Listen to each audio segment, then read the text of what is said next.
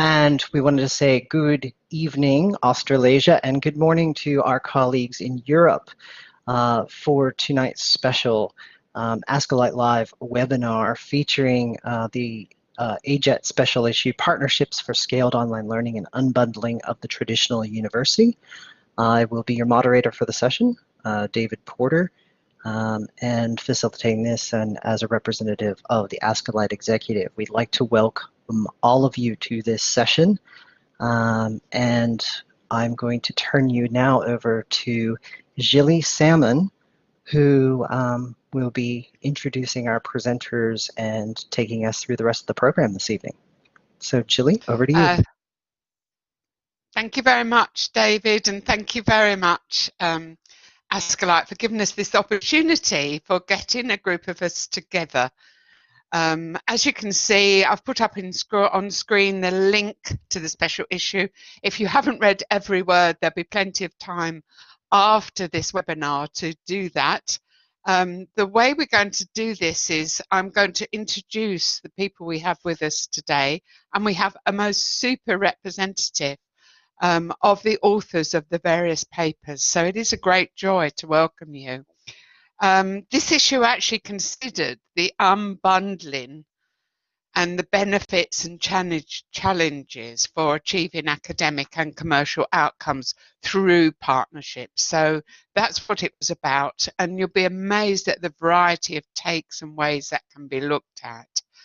And really the whole of the sustainability issue that's come up on very high quality online remote digital learning during this amazing and challenging COVID year, you'll appreciate that most of these papers were pretty much written before everyone turned their attention to that. So what I'm going to do as I go through is to ask each group or individual author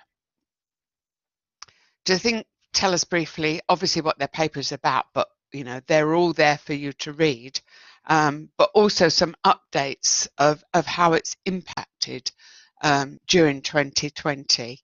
And I think what you're going to hear is exploration not only for the survival of the more traditional universities, but also some really powerful insights in the potential for capability and capacity building and responsiveness, you know, to these new opportunities that the challenge of this year has presented us. So thank you very much for joining us, and can I say thank you in advance to all the authors for joining us today. It's quite a pleasure for us to be together. So I'm not going to waste too much time. I'm Lilly Salmon. I was one of the 3 sub-editors for this special issue, which was a great joy. Fortunately, my other 2 editors, Henk and Rachel, are here today with their own paper, and so we will have a chance to hear from them. If any of you want to know more about me, I've had a long career in this area and did actually for 2 years work for a commercial online program manager, as well as my roles in university over a long period of time. So all of these issues are extremely close to my heart, and it was a great privilege to be involved in helping to pull the understandings of this together. So we're not going to waste any more time at all on this. We're going to go over to the first paper, and I'd very much like to introduce you to Associate Professor Paula Shaw, who's from the University of Derby, which is in the UK.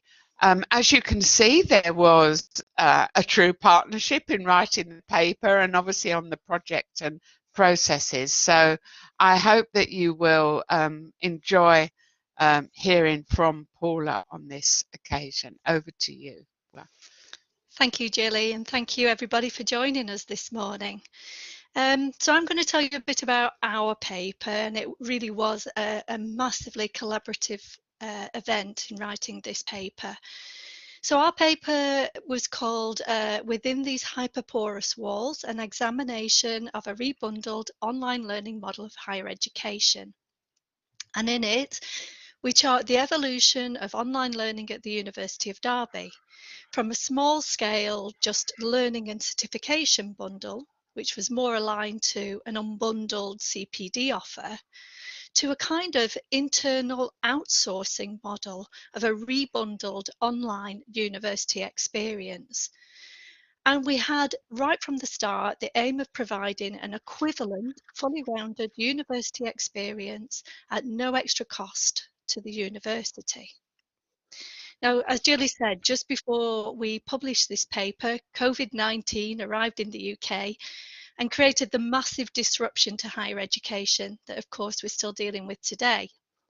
However, you will understand from reading the paper that because of the online university experience that we'd put in place, we could absolutely scale up our provision. So what did we do? Well, firstly, we knew from the study that there was a massive gap in staff development to enable academics to effectively deliver in an online environment. So over the summer period, we took an institutional approach to train every academic in flexible online delivery. And the way we did this was to give them an experience of being an online student themselves. If you've never experienced it, how do you know how to facilitate it? So we provided a facilitated course. Secondly, all the structures were in place to scale up our provision. We already had the digital library enabled, we had student wellbeing offering webinars, we had the career service already offering their services to our international students. And we'd really looked at the navigation support as well. So all these facilities were in place for our campus students as well.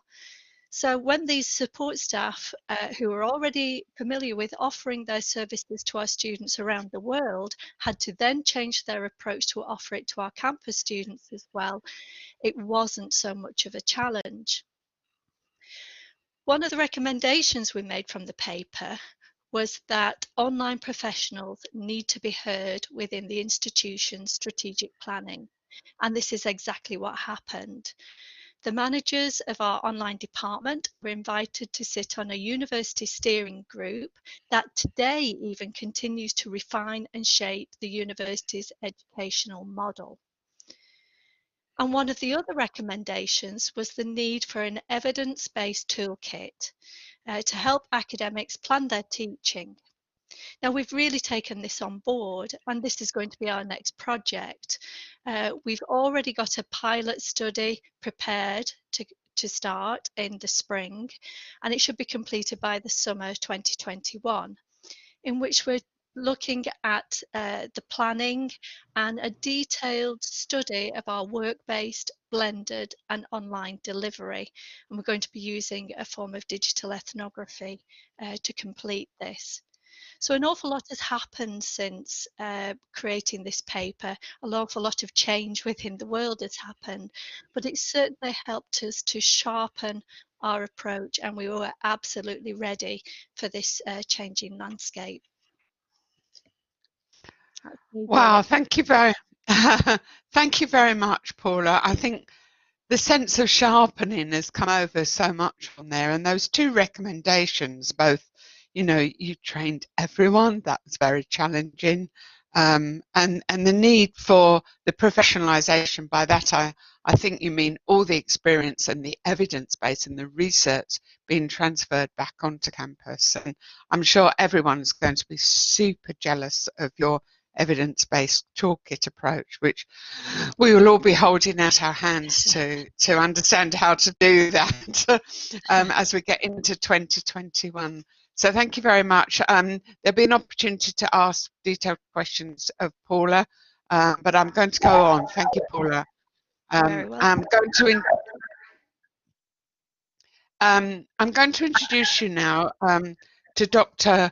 Roisin Donnelly from the National Forum. Roisin, over to you. You can see that her paper, again, establishing and sustaining national partnerships and the recognition of open courses. Roisin, we'd very much like to hear how it's going for you now too, please. Thank you very much, Gilly. Good morning, everyone, from what is an unusually bright winter's day here in Dublin, in Ireland.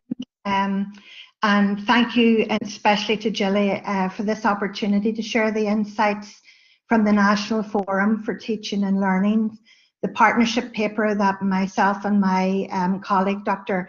Terry Maguire, who's director of the forum, worked on as Gilly said, previous to COVID and this unprecedented year that we've just had.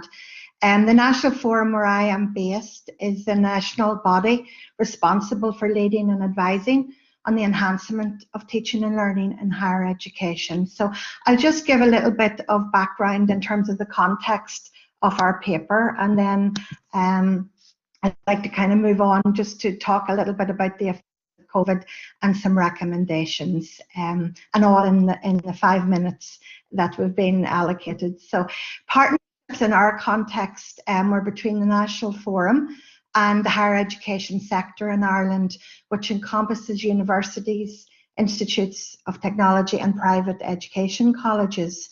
And our focus in this study was on the scalable design and development of a suite of open access professional development courses in popular areas of teaching and learning for staff.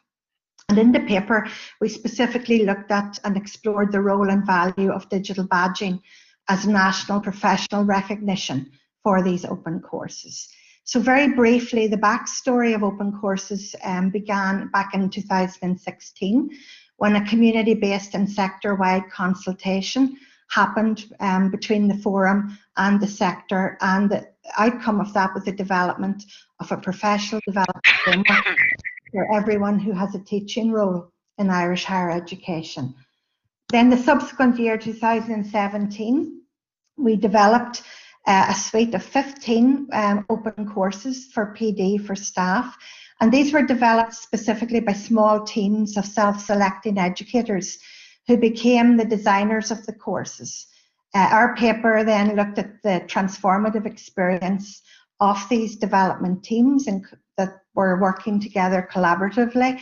And they were teachers when they came into the process, and they became teachers as designers by engaging in the process. Each of the courses was mapped to the 5 domains of the PD framework, and essentially that meant that the open courses themselves were an entry route for the sector to engage with the PD framework. And the result of that is multiple nationally development access points to PD, which is what was our original intention. It was great to see that actually being borne out, and the recognition of that engagement. So I'm delighted that Dara and Garode, who are one of the original 15 development teams, are here with us today. They've published also in the special issue on their course entitled Getting Started with Online Teaching. So it's great to share the platform with Dara and Garode here in respect of the open courses. The original badge courses were, and they continue to be, moved into 3 modes of delivery. Busy academic staff need flexible entry routes and just-in-time PD, and by offering fully online self-study and face-to-face blended modes, we feel that we're sort of moving towards meeting and addressing their needs. The open courses themselves are a cascade model in the fact that they are it's really a very much an open opportunity to educators to become facilitators of the same course that they undertake. So in turn, facilitators who take the national course are then enabled to deliver the course locally in their own institution, and hence the cascade and building capacity across the sector. So just briefly then, I'll give 4 key updates on what happened during 2020 in terms of the year that we've all just experienced and are still experiencing. COVID did not necessarily result in a slowdown in the need for PD for educators in our sector. The open courses platform that we use to support the development teams and the facilitators has been revised and expanded. So the 15 original courses were in generic teaching and learning areas such as getting started with online teaching, program-focused assessment, reflective practice, mentoring, engaging teaching strategies. And that's all well and good. Those meet the needs of educators in the sector. But we also rolled out more specialised areas of professional interest, such as entrepreneurship, education, academic writing, student engagement, open educational resources, as well as UDL, Universal Design of Learning, which is now a MOOC with over 700 participants in its first delivery. We've developed a new community platform. So one of the key learnings that we had was that we all need and benefit from a peer-supported learning community. So the open course facilitators can come together with their professional networks to share their expertise and lessons learned in delivering the courses in their areas. We're growing to include new partnerships for 2021. We're engaging with national bodies such as QQI, which is Equality and Qualifications Ireland agency that spans all post-secondary education and training in the country, the Teaching Council of Ireland, the IUA, which is the Universities Association, Campus Engage Network, Recognition of Prior Learning Network, and Student Engagement Network. All significant pieces of work in their own right. And it's culminated in a big consultation that we're undertaking at the moment called VITAL. It's valuing Ireland's teaching and learning as a national exploration of how its teaching and learning is valued across a range of levels in Irish higher education, from the individual to the discipline, to the institution, to the sector and the system. So we're still keeping busy and we're growing all the time.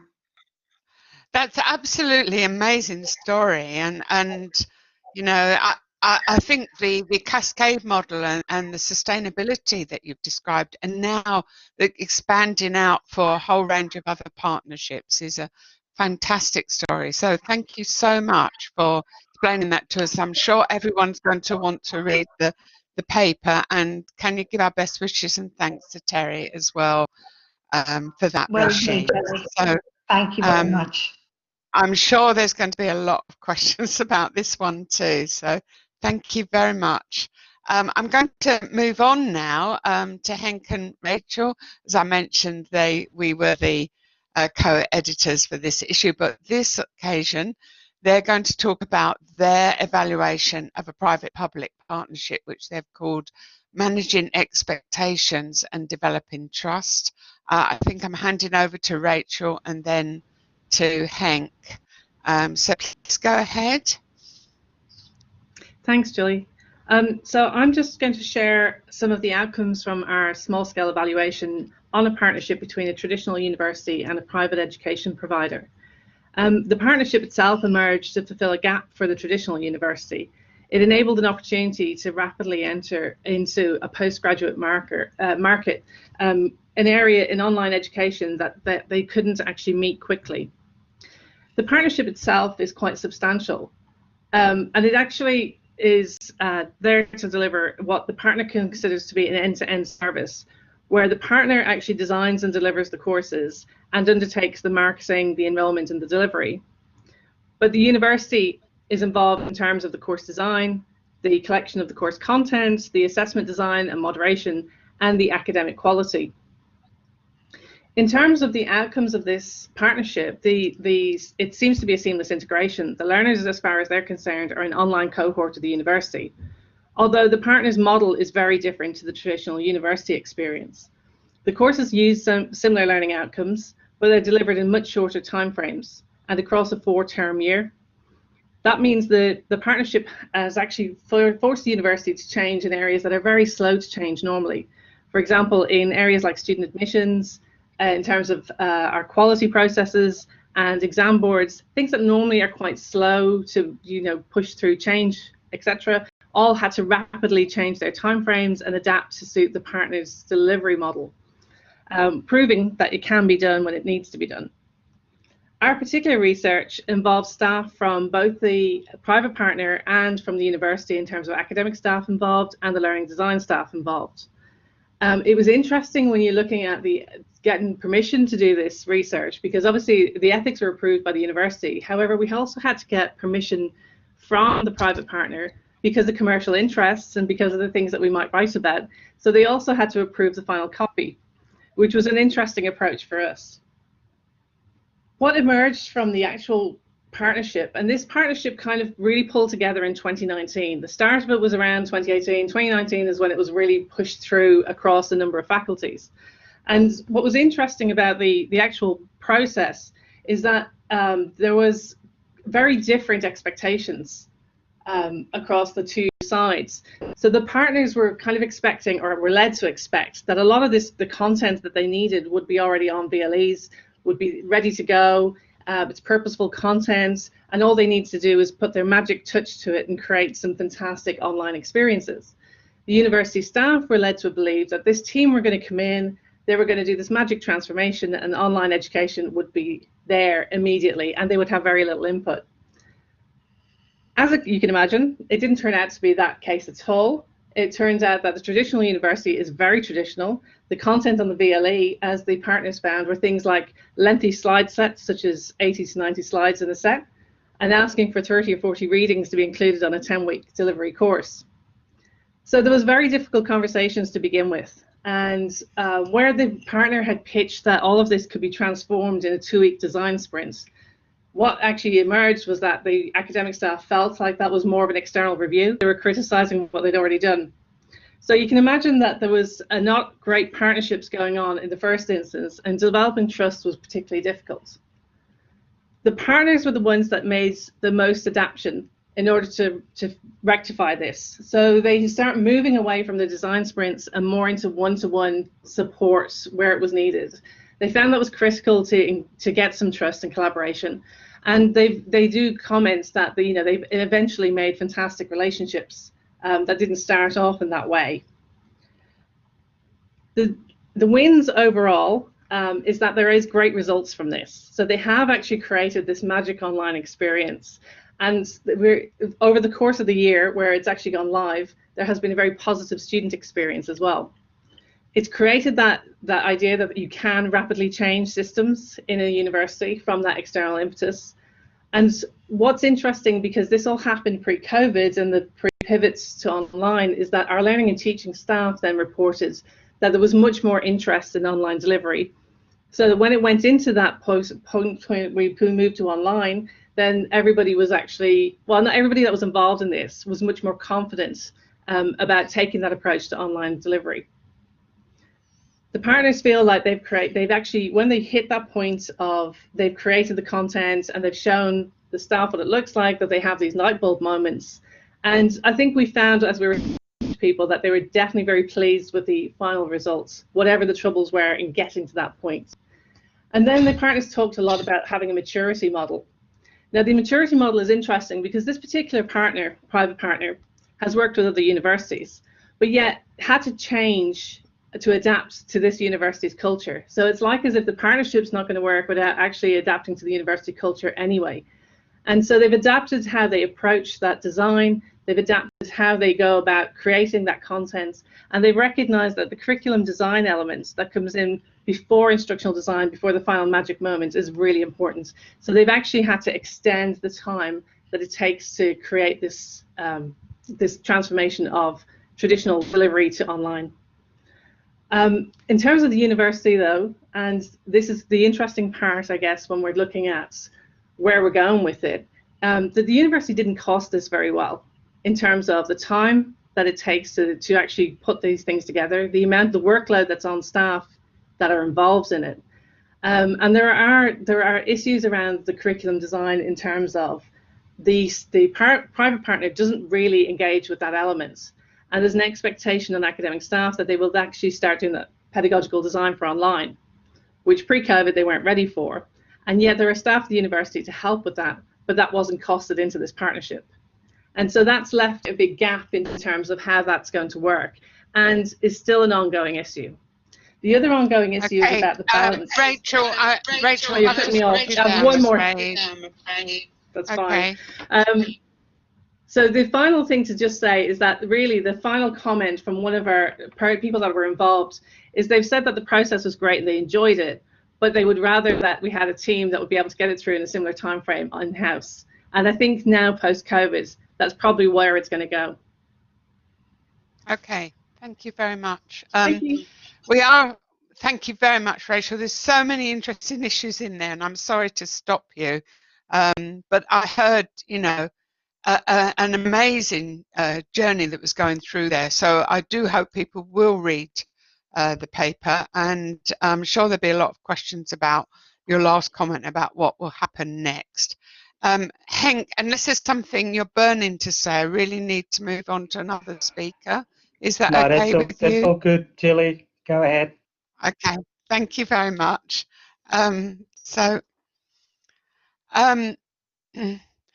So going back now to Ireland, and as you can see, this was a tripartite paper, and we're very lucky that we have both Dara and Garode here to talk about it. Their paper was called Badge of Honour, an exploration of the use of digital badges. So Dara, are you going to speak first? I am, yes. Thanks very much, Gilly. Good morning, everybody. My name is Dara Cassidy, and I'm Head of Online Education at RCSI in Dublin, which is a health professions education university. I'm joined by Garode Siluan, who is Head of Department of Technology Enhanced Learning at Cork Institute of Technology. So you can see the title of our paper on the screen, and the partnership it refers to came about in response to a digital badge initiative that was developed by the National Forum for the Enhancement of Teaching and Learning in Ireland. Roisin Donnelly in her earlier presentation has given us a good overview of the digital badge framework that the National Forum developed to support the professional development of teaching staff here in Ireland. So our project fitted into that. And as Roisin identified, our project was around getting started with online teaching. So we delivered criteria for the digital badge, first of all, and then we delivered an online course to support attainment of the badge. The course was open to people from any institution across Ireland who were interested in developing basic knowledge and skills related to online teaching. And I suppose the thing to remember is that this was pre-2020, when teaching online was something that people actually had a choice about, so there was no compulsion involved. And so in the paper, we looked at a few things. First of all, we considered the role that the digital badge framework played in scaffolding the partnership model. We also looked at the extent to which the backing of the National Forum lent credibility to the digital badges. And then we also looked at the extent to which the badge motivated staff to engage with and complete this professional development program. And you can see for yourself in the paper what our findings were around that. So the research that we report on in the paper related to the first iteration of the course, and one of the things we were very clear on from the start was we wanted it to be delivered completely online, because we wanted to model the design and facilitation of an online course, and we wanted participants to experience being on an online course. As an earlier speaker, Paula, observed, that was very important. But thinking back now, it seems quite strange, but it wasn't necessarily the norm. Type of professional development course at the time, which was just 2 years ago. There was an expectation very much that there would always be a face-to-face kind of workshop element. But we were guided by Garrison Anderson's and Archer's community of inquiry framework, and this was central to how we were suggesting that our participants would develop their own online courses, and we were very, very keen to put that into practice for ourselves. So fast forward to 2020, and as luck would have it, we had just started a new iteration of the course when COVID hit. And we found that through the process, adopting the community of inquiry approach, and also the creation of the triad peer support structure, which was a requirement of the National Forum, that was a very valuable.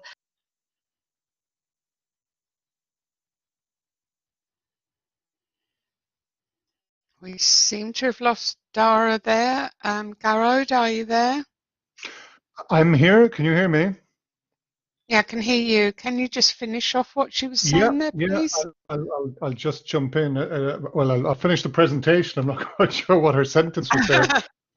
Okay, Yeah, some super quick partnership related reflections from myself, I suppose.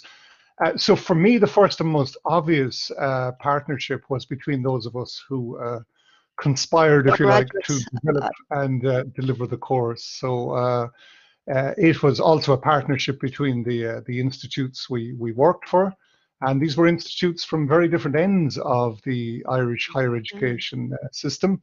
As individuals, we hadn't worked together before. We just happened to have applied for the same funding call. You've just been hearing about the lasting impact of the project, but we certainly found as individuals that the benefits accrued and compounded and continue to surprise us, including this wonderful seminar this morning. So look, that's one recommendation from me. Work with others, particularly those on the edge of your networks. It leads to new things.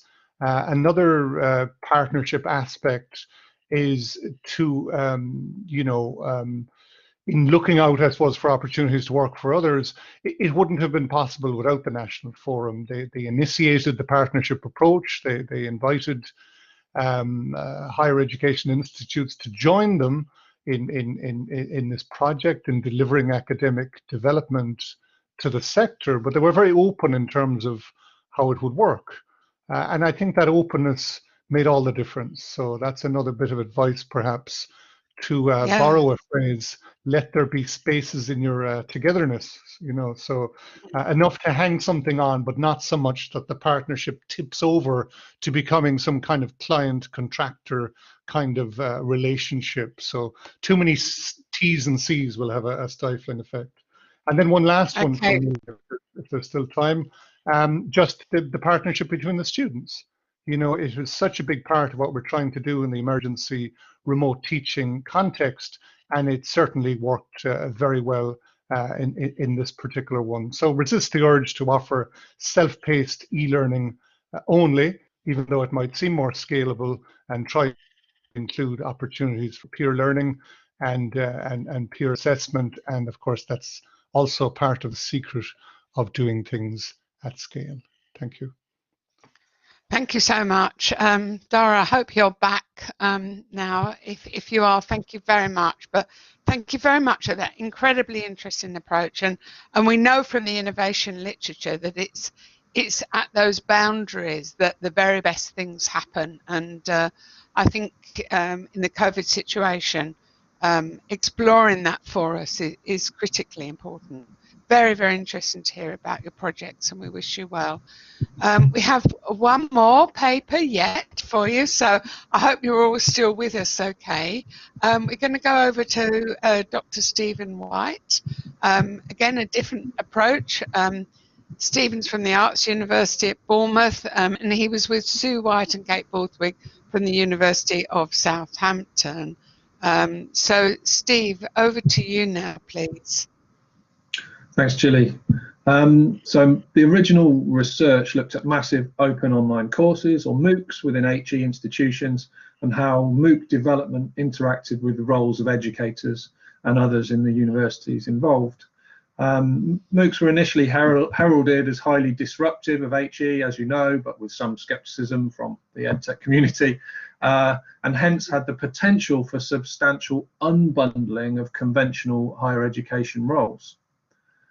In my study, which was a multi-site case study of 3 UK universities, the findings were that educator roles were substantially unbundled to learning designers and to other seemingly peripheral actors during the development projects, and that this transfer of control over course development to learning designers and others happened because universities had to find ways to manage these complex projects and quite significant reputational risks because they were part of high-profile cooperation agreements with commercial platform providers.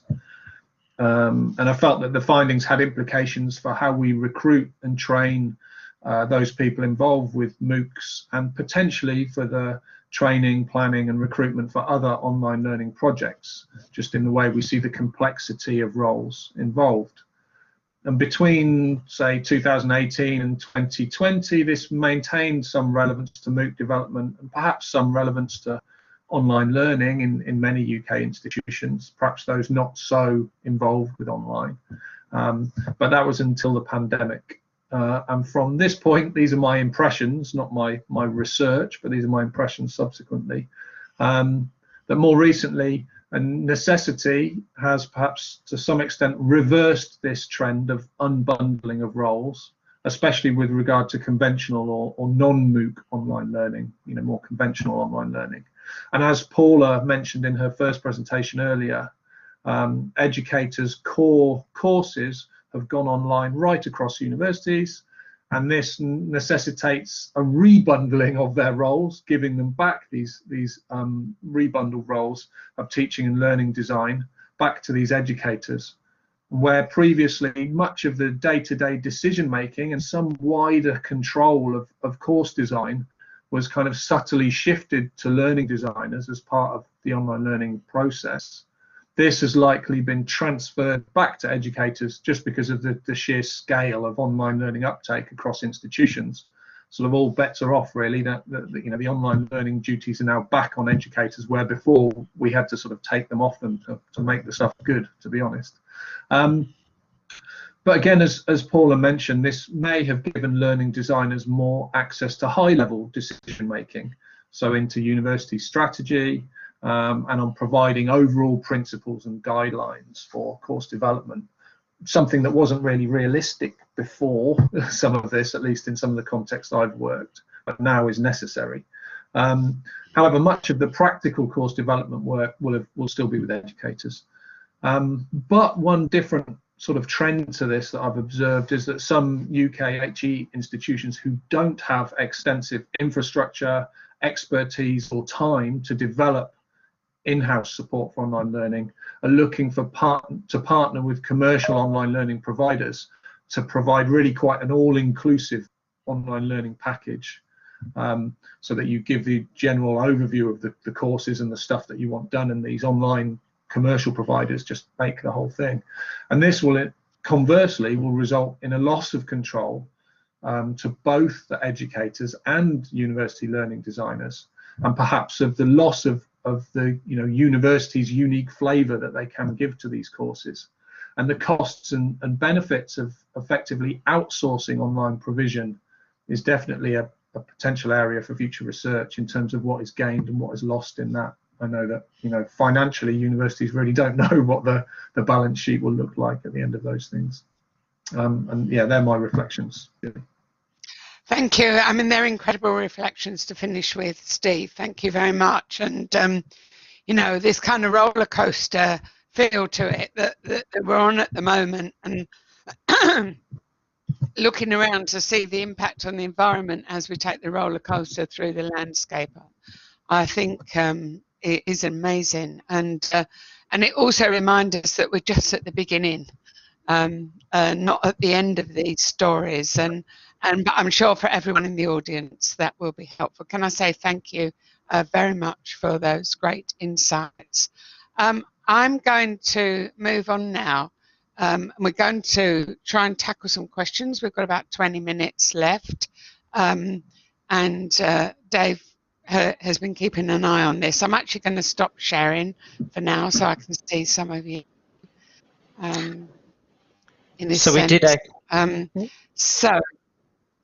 So we did have a couple David. of questions come up in the chat. The first one actually is from Henk to you, Steve, asking about how do educators get the learning design expertise in this context, but specifically referring to the context that you were discussing with. Yeah, could I just ask Henk for a little bit more on that? Which context? Because I sort of mentioned MOOCs and conventional online learning, and which one of those does Henk mean? I was meaning MOOCs. Okay.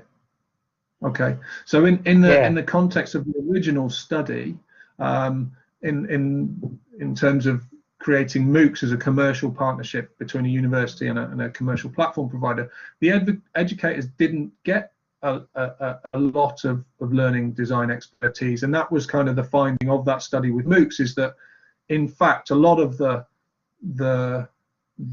design work and the teaching end of things really transferred to the learning designers, and in at least 2 out of 3 of the cases, the learning designers kind of created a process, partly as kind of reputational managing complex problems, which took a lot of that learning design input away from educators, and they got a big final say over what was produced, and the educators were fairly happy with that, actually comfortable with that, because of the amount of work that was involved in these things, and videos and marketing and finding suitable images and all that kind of stuff. So in the main, even in the case where the educators had the most involvement, in the one case study where they had the most involvement, it was reasonably limited actually in terms of learning design. They gave some content, but actually what came out the other end was very much down to the learning designers, and that was one of the main findings. Learning designers and other peripheral actors in the project took on a lot of the educator role,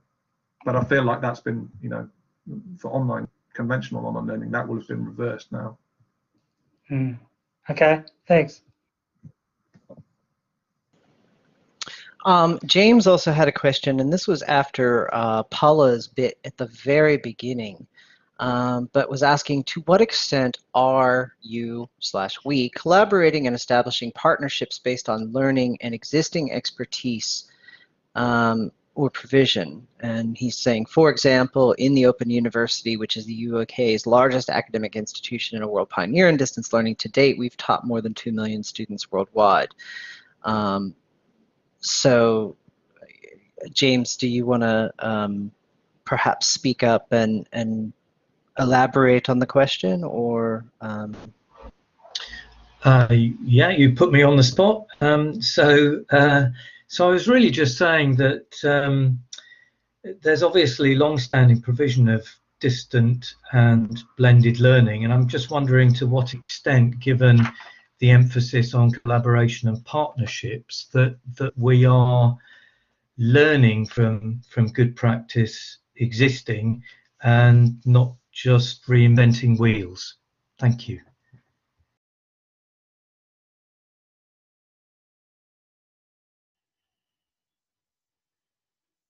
I'll open that up to any of the panelists who want to maybe field that one. Yes. Anyone want to try that question? Well, I'll sorry, I don't know if I'm coming. Apologies there. We'll go to Paula and then Dara, perhaps. Okay. I've kind of responded a bit in the chat anyway. I think there's 2 levels of learning, and you know, I appreciate what James is saying. We have to learn from other institutions that are providing, you know, the best practice in online learning, but a lot of the good practice that is out there, and since COVID there's been an absolute plethora of good practice shared through various organisations, through Advanced HE, through CEDA, through JISC, and everybody is, you know, as a sector, we're more than willing to share our experience, but then it becomes an overload.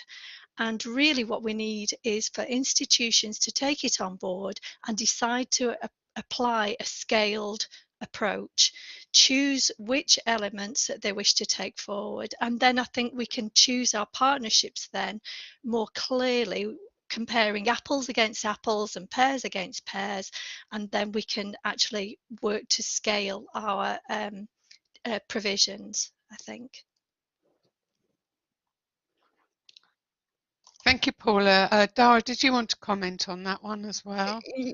Yeah, I was just going to say that I think that the model of the National Forum is actually a very useful one in that regard in Ireland, in the Irish context, in that it does encourage institutions to work together to develop specific projects, which are obviously research informed. So they're building on the kind of documented research in these areas. So, and that cascade model then allows that to trickle down to more widely within the institution. So I think there's definitely things that can be taken from that approach that could be applied elsewhere. And if I could just come in, Gilly, just on the back of what Dara said, she put it beautifully there in terms of what the National Forum, anticipated and aimed to do. We knew there was no need to reinvent the wheel, that there were pockets of excellent expertise and accumulated experience right across the sector. So through the funding call, it was to bring all of those people together.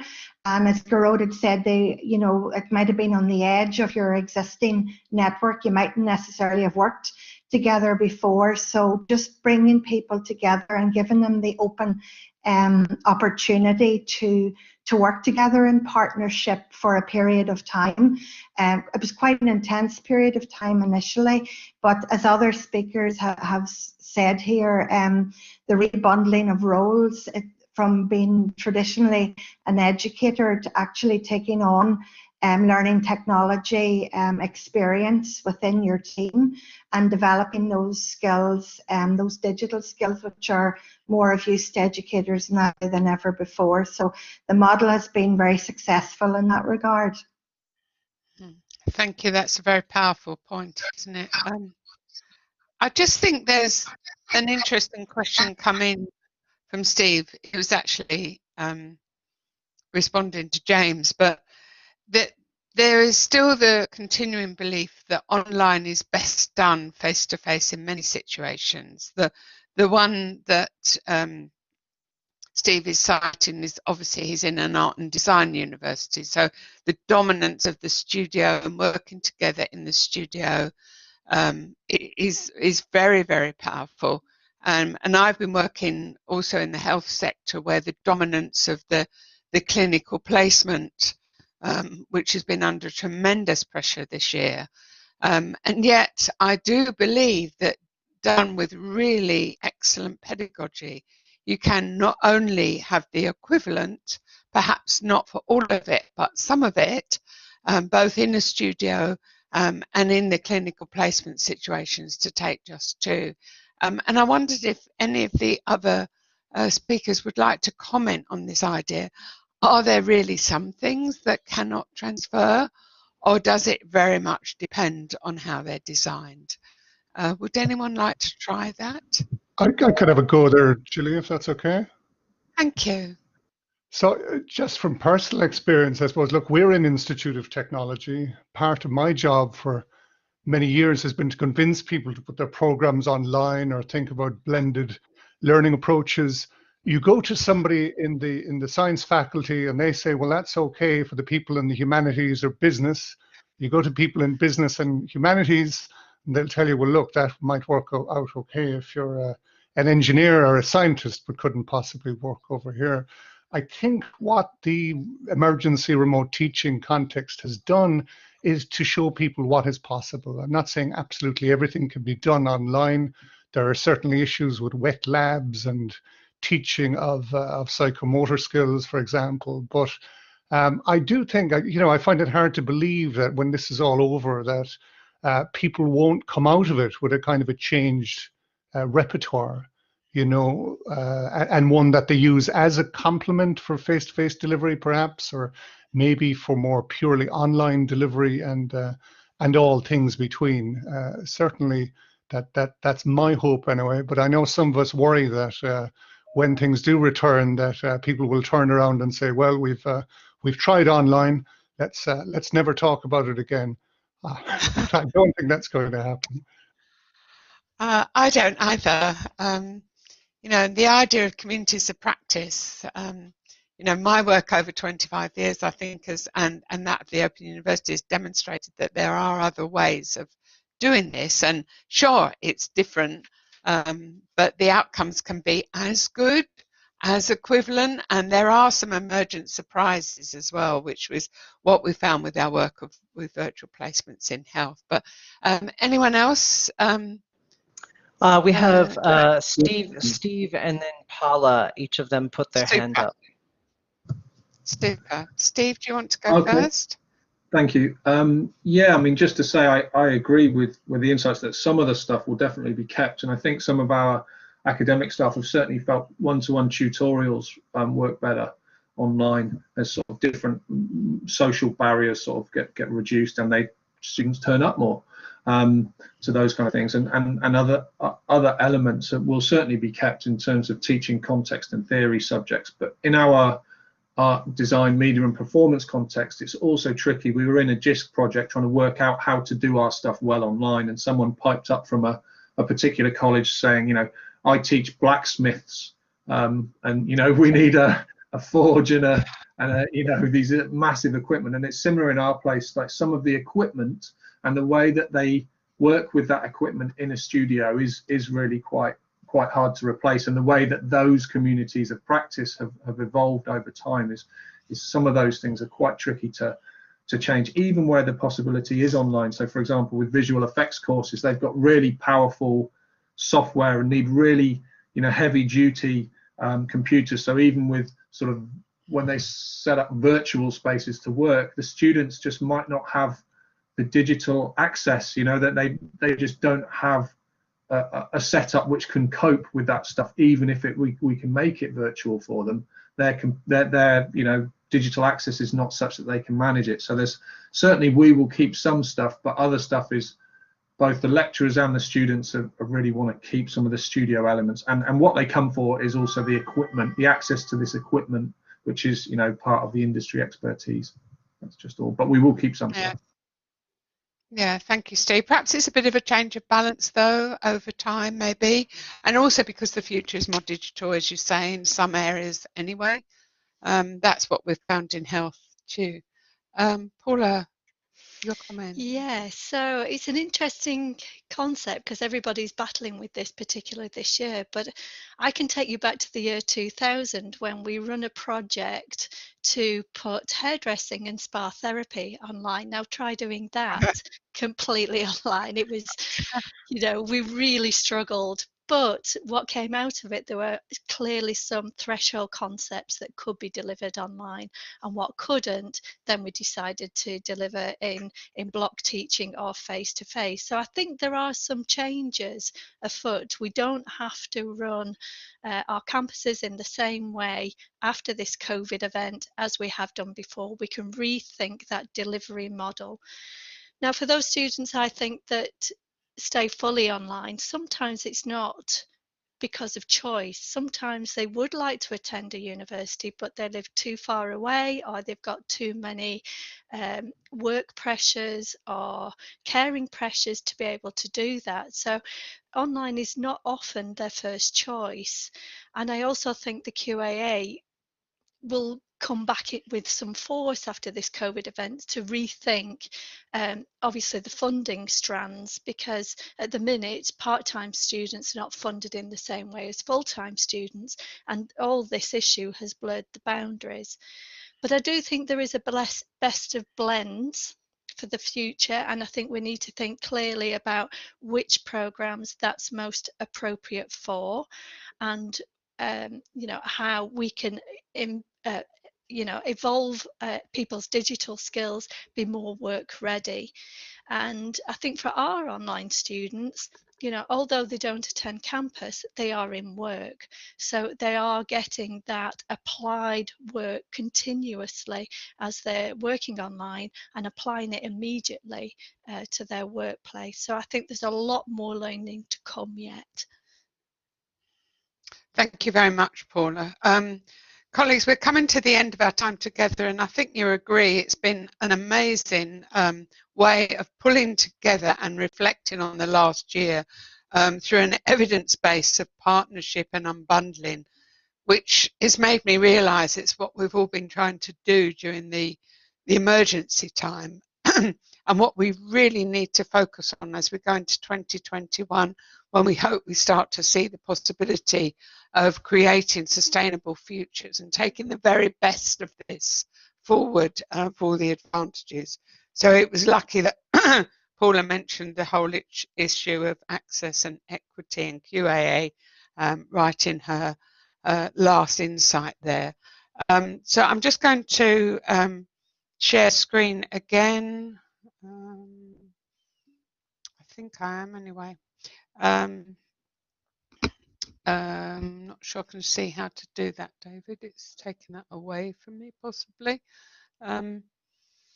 But just, I would want you, while I'm fiddling about with that, I'd want you, please, in the chat and any other way, to say thank you very much for the commitment for all our speakers, and also for the effort and time into the papers, and also to Henk and Rachel for being such fantastic editors and putting this issue together.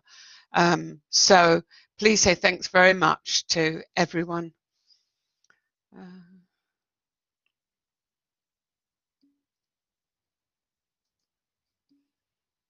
Okay, I think I've found it.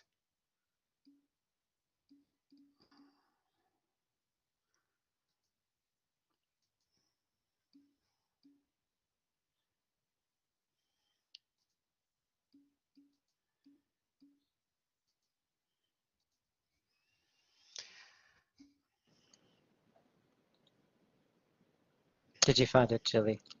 No, I would like to, though. I'm still trying. So Is there a specific slide that you wanted to bring up? I was just going to put the slides up with the link to the issue. The issue, I've already posted the issue into the chat. Yes, so I did earlier as well. So yes, I think it's fine then. So that was the only thing. Just to say, can I say my thanks to the panel for the work they've done to get this all together and to get so much in over this time. And thanks to everyone for listening. All the very best for 2021 with your partnerships, your unbundling, and most of all, stay safe. Thank you very much. Thank you for that, Gilly. ASCILITE would like to thank everyone who attended this evening's webinar. On behalf of ASCILITE, we want to also thank the AJET editors, Gilly for providing the moderation for this evening, and all of our presenters. We hope that you found the session useful, and please, if you can, follow us on socials. We do offer the ASCILITE webinars for our Australasian audience pretty regularly, usually once a month, but we will be offering a few more of these special sessions throughout the year for our colleagues overseas. So thank you again, everyone, for your effort in the conversation, and we look forward to seeing you again. Good night. Thanks for your moderation. Have a good